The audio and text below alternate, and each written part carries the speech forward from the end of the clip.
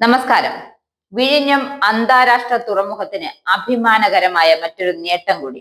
വാണിജ്യ അടിസ്ഥാനത്തിലുള്ള പ്രവർത്തനങ്ങൾ ഇവിടെ ആരംഭിച്ചതിനു ശേഷം എത്തുന്ന 100ാമത്തെ കപ്പൽ കഴിഞ്ഞ ദിവസം തീരത്ത് നങ്കൂരമിട്ടു.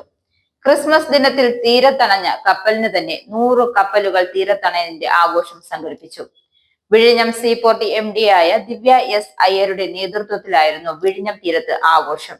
തീരത്തെത്തിയ MSC മിഖേല എന്ന കപ്പൽ കേക്ക് മുറിച്ചായിരുന്നു ആഘോഷങ്ങൾ. കപ്പലിലെ ജീവനക്കാരും വിഴിഞ്ഞം തുറമുഖവുമായി ബന്ധപ്പെട്ട് പ്രവർത്തിക്കുന്ന ഉദ്യോഗസ്ഥരും ആഘോഷങ്ങളിൽ പങ്കാളിയായി. വിഴിഞ്ഞം ഒരു പ്രകൃതിദത്ത തുറമുഖമാണ്. ഇത് അന്താരാഷ്ട്ര കപ്പൽ പാതയോട് ചേർന്നാണ്.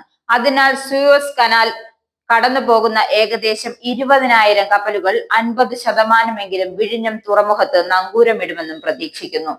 വിഴിഞ്ഞം തുറമുഖം പൂർണ്ണ തോതിൽ പ്രവർത്തനക്ഷമമാകുന്നതോടെ കൊളംബോ, സിംഗപ്പൂർ, ദുബായ് തുറമുഖങ്ങൾ ഇന്ത്യയിൽ നിന്നും കടുത്ത എതിരാളിയായി നേരിടേണ്ടി വരുമെന്നും പ്രതീക്ഷിക്കുന്നു. ഇത് കേരളത്തിൽ മാത്രമല്ല, ഇന്ത്യയിലാകെ വ്യാപാര വാണിജ്യ പ്രവർത്തനങ്ങൾക്ക് ഉയർച്ച നൽകും. വിദേശ നാണയത്തിന്റെ കാര്യത്തിൽ ഇന്ത്യക്ക് പ്രതിവർഷം $100 മില്യൺ ലാഭമാകാമെന്നാണ് കണക്കാക്കുന്നത്. വിഴിഞ്ഞം അന്താരാഷ്ട്ര തുറമുഖത്ത് കണ്ടെയ്നർ നീക്കം 2 ലക്ഷം കടന്നു. ഇതുവരെ 102 കപ്പലുകൾ എത്തി. 100ാമത്തെ കപ്പൽ ക്രിസ്മസ് ദിനത്തിലായിരുന്നു എത്തിയത്. ജൂലൈ 11 ആയിരുന്നു വിഴിഞ്ഞത്തെ ട്രയൽ റൺ തുടങ്ങിയത്. 7 കപ്പലുകൾ വിവിധ തുറമുഖങ്ങളിൽ നിന്നായി വിഴിഞ്ഞത്തേക്ക് പുറപ്പെട്ടിട്ടുണ്ട്. ഡിസംബർ 3 മുതൽ തുറമുഖം വാണിജ്യ അടിസ്ഥാനത്തിലാണ് പ്രവർത്തിക്കുന്നത്. 22 ദിവസത്തിനകം 30 കപ്പലുകളാണ് എത്തിയത്. അടുത്ത മാസം കൊമേഴ്ഷ്യൽ ഓപ്പറേഷൻ ഉദ്ഘാടനം ചെയ്യും. തുറമുഖത്തിന് പുതിയ ലൊക്കേഷൻ കോഡ് ലഭിച്ചത് 2 ആഴ്ച മുമ്പാണ്.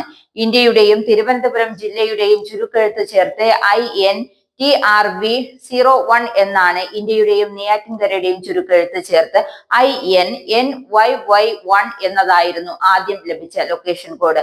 അംഗരാജ്യങ്ങൾ തമ്മിലുള്ള സാമ്പത്തിക സഹകരണവും ഏകീകരണവും പ്രോത്സാഹിപ്പിക്കുന്ന United Nations economics commission for Europe ഏകീകൃത ലൊക്കേഷൻ കോഡ് വേണമെന്ന നിർദ്ദേശം വെച്ചതിനെ തുടർന്നായിരുന്നു മാറ്റം. ഇതിനിടെ നിർമ്മാണം നടത്തുന്ന അദാനി പോർട്സ് 524.85 കോടി രൂപ സംസ്ഥാന സർക്കാർ അനുവദിച്ചിട്ടുണ്ട്. കാപെക്സിൽ നിന്നാണ് തുക നൽകുന്നത്.